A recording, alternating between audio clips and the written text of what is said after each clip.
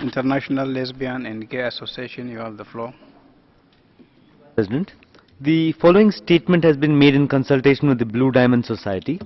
We welcome the progress made by Nepal on its democratic reform that led to the inclusion in the Constitution of the right to equality in Article 18, including specific protection for sexual and gender minorities. Nepal has taken important steps towards the realization of the human rights of sexual and gender minorities. In 2013, Nepal's Supreme Court found in the Rajna Shahi case that two adult persons are free to live together as a couple if they so wish. For the first time in the history of South Asia, our country is on the cusp of achieving marriage equality.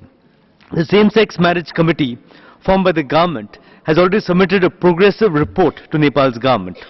However, we, the sexual and gender minority community of Nepal, question the government's delay in carrying out the committee's recommendations. Granting this right would result in the ultimate recognition of human rights of sexual and gender minorities. Despite all these advances in recent years, sexual and gender minorities still face marginalization in our laws.